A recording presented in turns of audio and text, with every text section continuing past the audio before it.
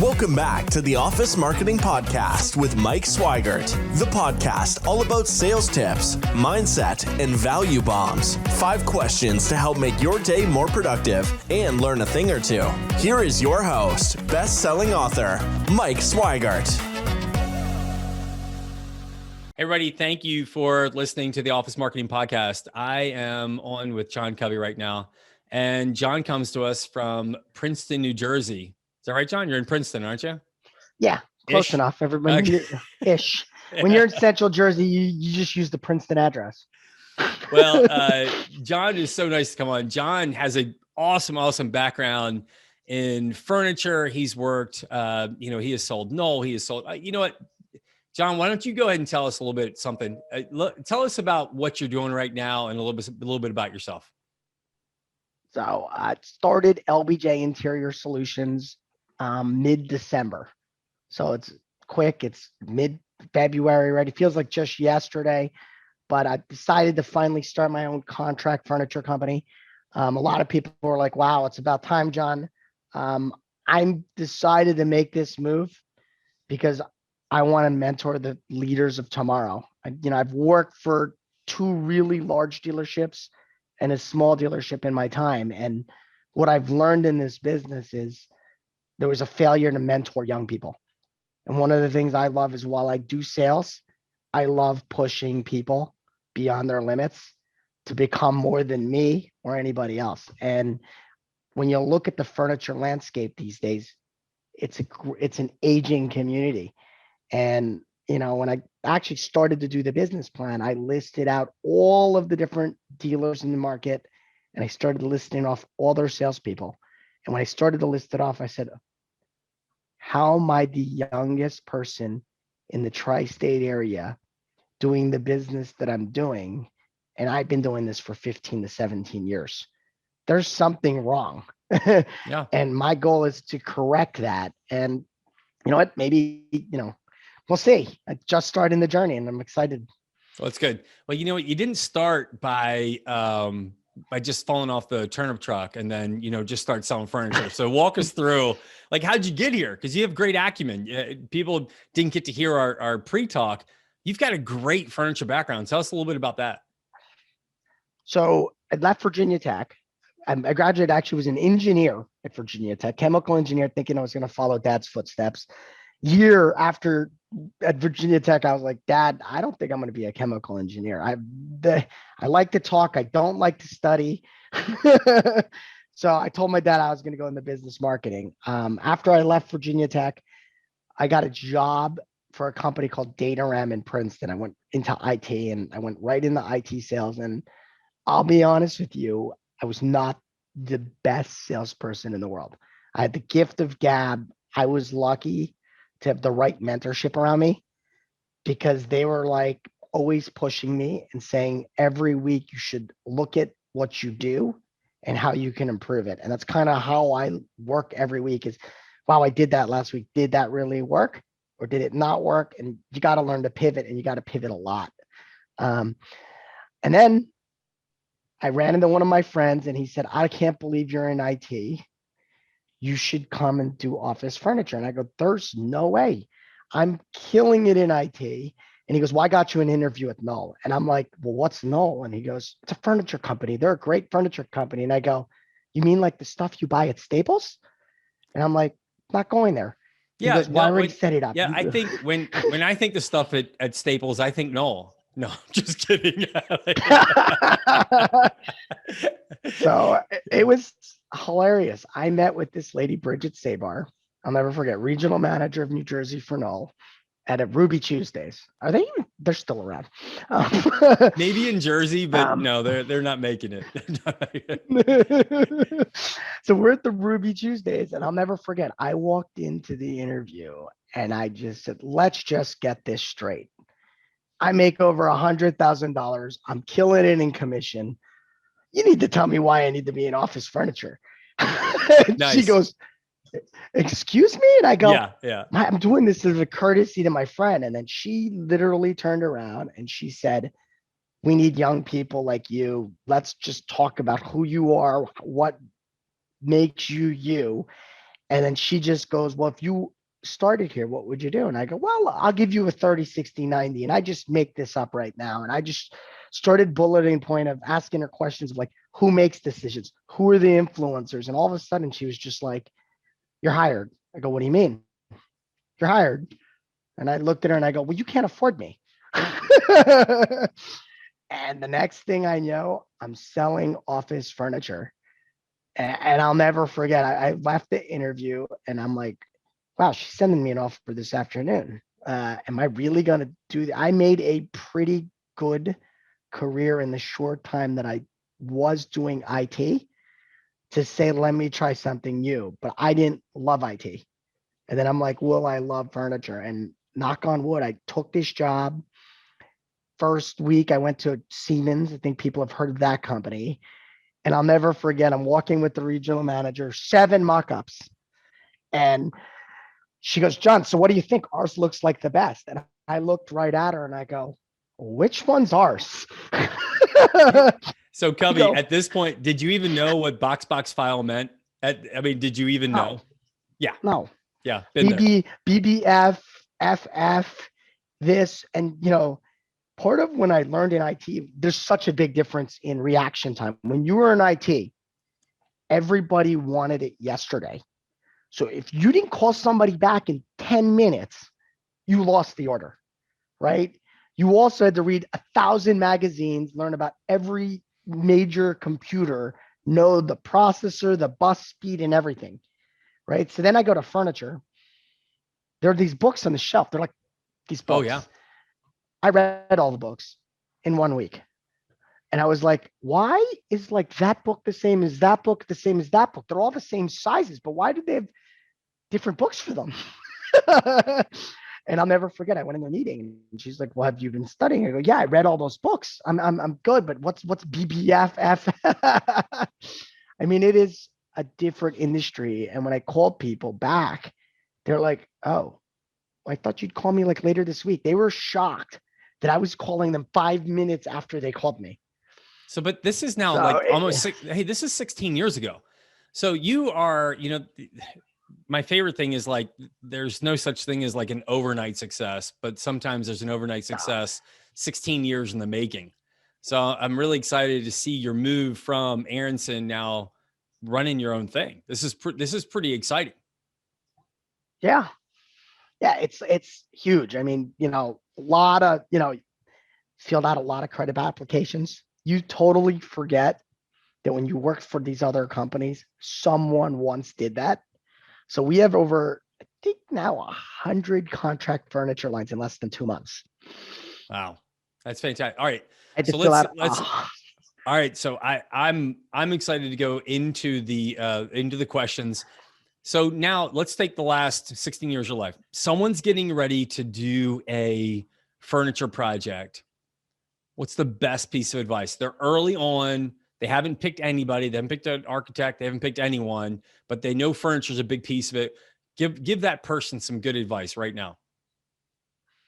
My advice to every person that I meet is don't read everything that's out there. Don't, an architect tells you that benching is the way to go. Benching may not be the way to go. This business, your business needs to be what you want to make of it. It's important to understand the differences in the types of workplaces, but you need to see what kind of workplace you're going to sit in and the generations you're going to hire within your workplace. I always tell people, are we hiring all young people? Are we hiring a mix? How do you want them to interact? Okay, I can tell you what I think. What I think doesn't mean anything. What means something to you is how do you want your people to sit? Do you want to sit out in the open? Look, I can have a private office. I sit out in the open with everybody. I feel like I want to interact and bring energy to the table. You want to sit in a place that you're going to do the same for people. You're going to meet with architects, and benching is the new thing. They're going to tell you, hey, you should buy benching. This is why you should buy benching. Oh, and by the way, I'll save you money too, because we could put more people in a smaller place. That doesn't mean it's going to work for you. I worked with a company, my friend's company, Build Trust, and I talked to him. He's like, what's the marketplace? I go, you build what you built for you. And he didn't build benching. Everybody told him benching. And he went out and he did what worked for them. And I think that's when people ultimately get what they want and build the culture they want. It's all about culture. If you don't build the right culture at a company, you're not going to be successful. And that's what I tell every major person is, what culture do you want to build? I love it. I love it.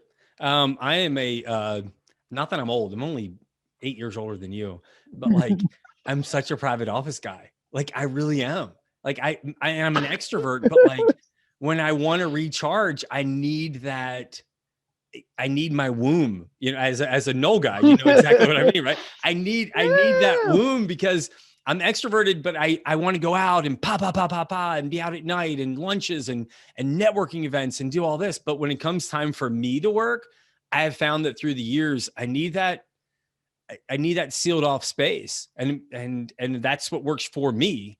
And it has nothing to do with status. I mean, I just need it because I need to get work done. I need to close the door and get some work done. But that's just me. All right. Hey, Covey, tell us a little something about you that maybe not everybody knows. At one point in my life, I was shy. Nobody would ever believe that if they talked to me, but when I was younger, I was shy. I wasn't as confident as I used to be. I played a lot of sports, and my parents are Filipino, and my dad played like zero sports. My family played zero sports, but I was all into it.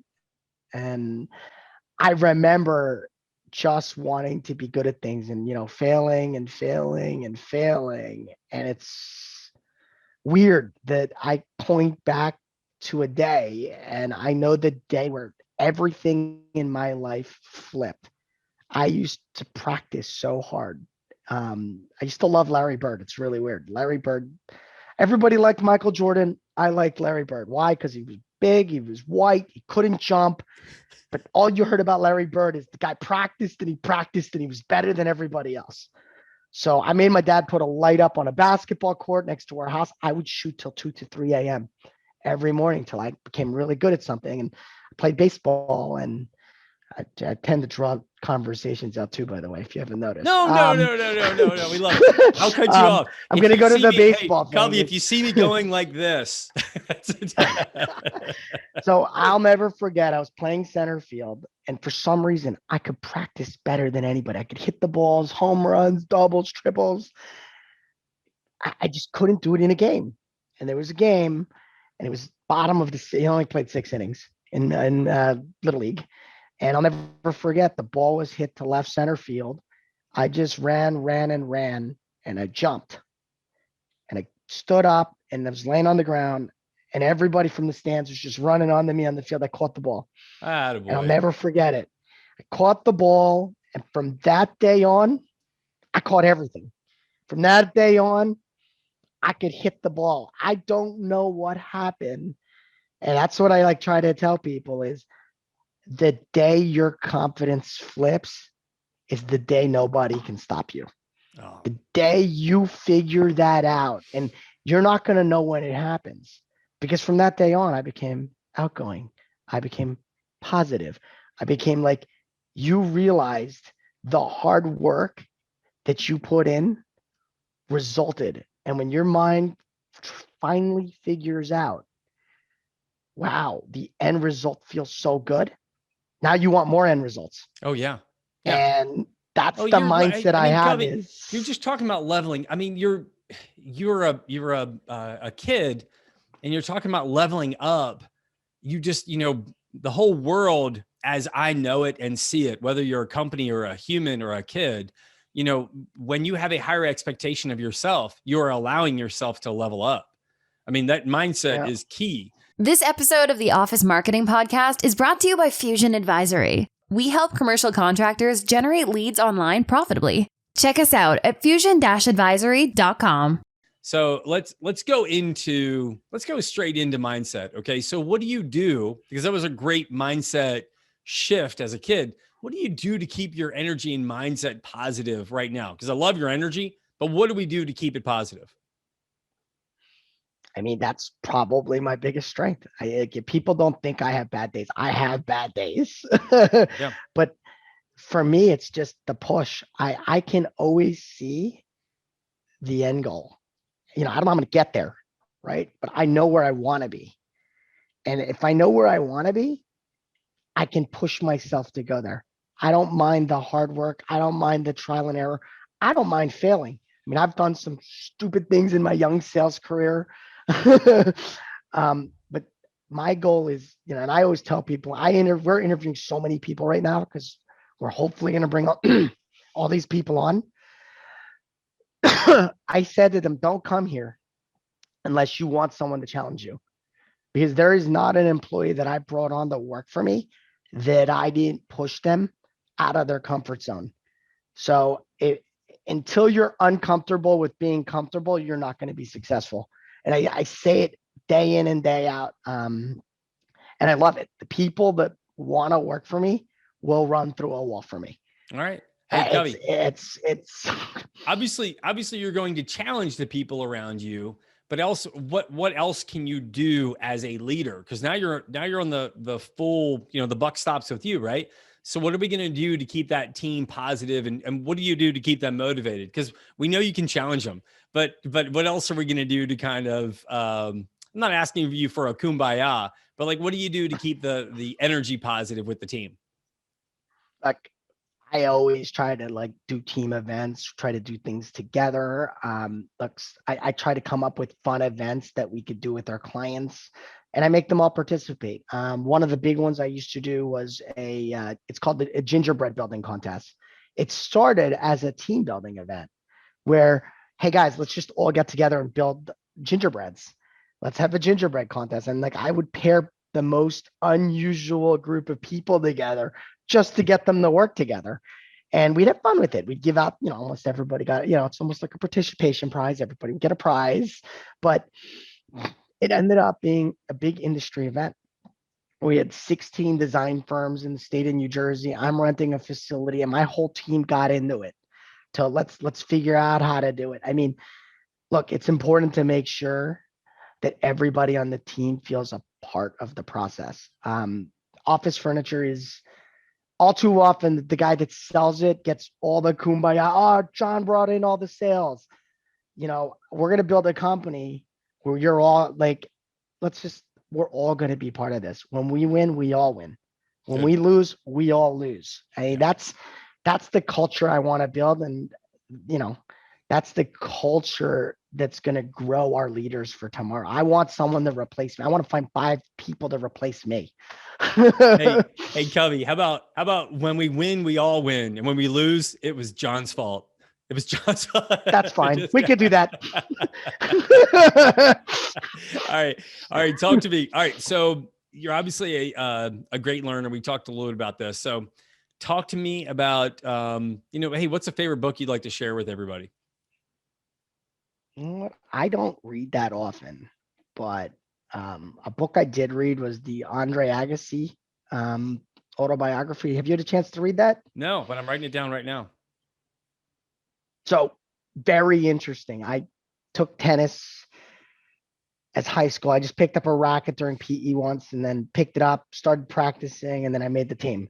But I loved Andre Agassi. Image is everything. I'll never forget. So I wore his spandex shorts with his pants, and I'm embarrassed to show those pictures today. It shows up on Facebook because my high school friends think it's funny sometimes. That's good. But when you read, if anybody could rock highlights with a good mullet, I'm sure you could. I think you can own it.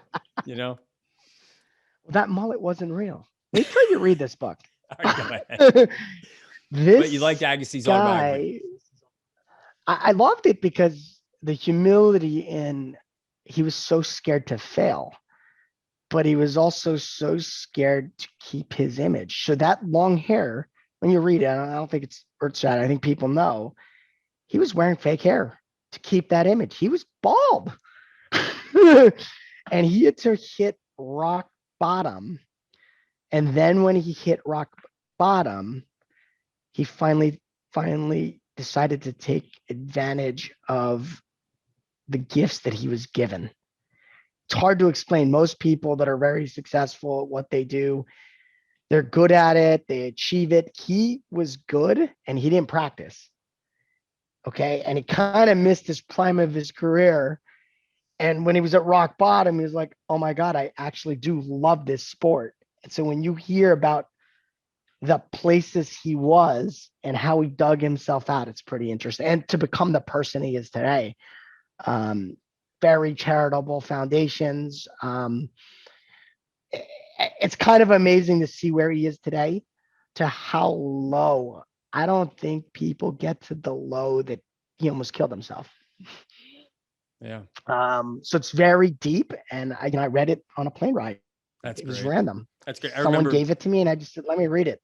I don't know how long it must have been 30, maybe longer ago, maybe 35, 40 years ago, but at least 30 years ago.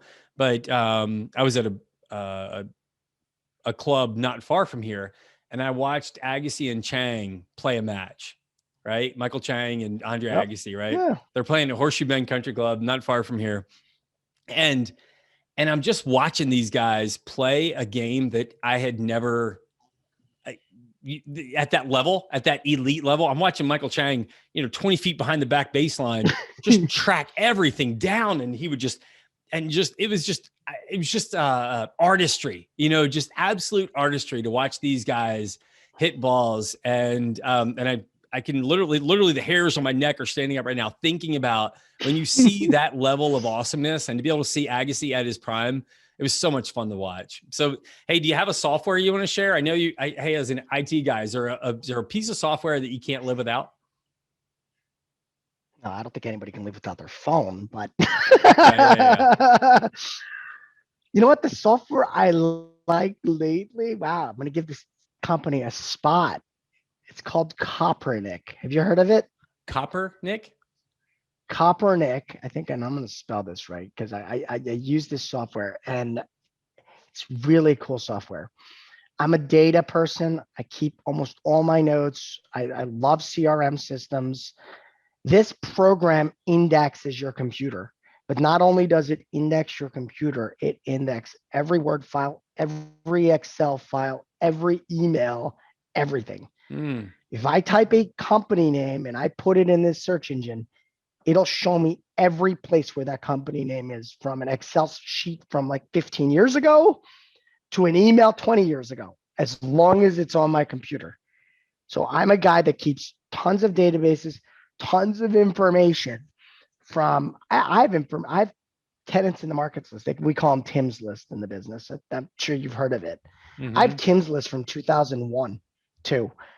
I keep them in here. For me, information is knowledge. This software has allowed me to type a name in, and it'll pull Tim's list from like 2002 to now.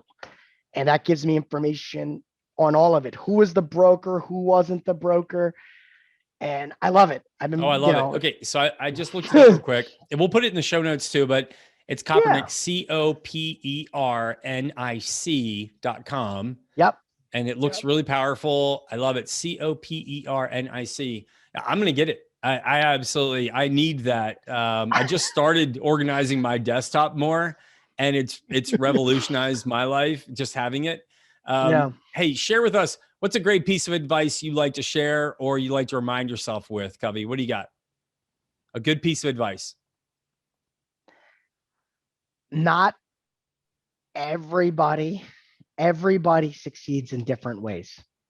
Okay. So because I do it a certain way and because you do it a certain way, there's no right way. To be successful, you have to create your own way. And if you're constantly evaluating your way to be better, and then that works. We all have different personalities. Not anybody's going to have the high energy that I have, the enthusiasm that I have. There are people that are going to be completely opposite and can be just as successful. And both will succeed under me because I don't push a type of work. I mean, there are two things I always tell people. There are two things you can't train: work ethic and pride. If you have those two, I can do anything with you. We can go places together because you can't teach somebody work ethic. They either have it or they don't. And you can't teach pride. So I take pride in everything I do. You can't teach that either. If you meet someone that's prideful about everything they do and they have both, you better just grab them. I don't care what they do. If they want to work for you, you just hire them And I have 2 or 3 examples in my career where I just saw them. We met and I just said, you're working for me. And they're like the best employees I ever had. No furniture experience, 0. And they were an expert in 2 months. I love it. I love it. All right. That's the advice I have to anybody hiring. Pride and work ethic. I think it's absolutely brilliant. Hey, if people wanted to get more advice from you, if he wanted to find out how to engage you, pick your brain, just maybe they've got a project coming up. Hey, John Covey, what's the best way for someone to get in touch with you? Right. It's going to sound old school. Call my cell phone. Really? You're going to do the cell phone? You're going to give your cell phone out. You're going to do it. Yeah. All right, good. Go ahead. Look, 609 okay 306 2798. All right. Well, we're going to put that in the show. We'll put that in the show notes too. You want to, and too many available. LinkedIn. LinkedIn's great too. I'm going to put that in there too. LinkedIn's great too. All right. Put that in there, but too many people hide behind email. Like emails become like, I don't know how to explain it. Guys got to pick the phone up these days because people are actually shocked when they get a voicemail now because they're so used to getting 20 emails. If you can get a voicemail, I mean, people are like, wow, you called me like 3 times. I had to call you back. I love it. I love it. So John Covey, principal at LBJ Interior Solutions in the Princeton area of New Jersey, servicing the Northern Jersey and the world. Correct? Did I get that right? Correct. All Universe. Right, John. Let's not keep it just to the world. Okay. All right, brother. Hey, thanks for being on. And I can't wait till we talk again. Okay. Thanks, brother. All right. Thank you. Thanks for listening to the Office Marketing Podcast. Be sure to join the conversation on our YouTube channel, LinkedIn, and Facebook pages. If you enjoyed the episode, head over to iTunes to subscribe, rate, and leave a review. Thanks for listening, and we'll see you next time.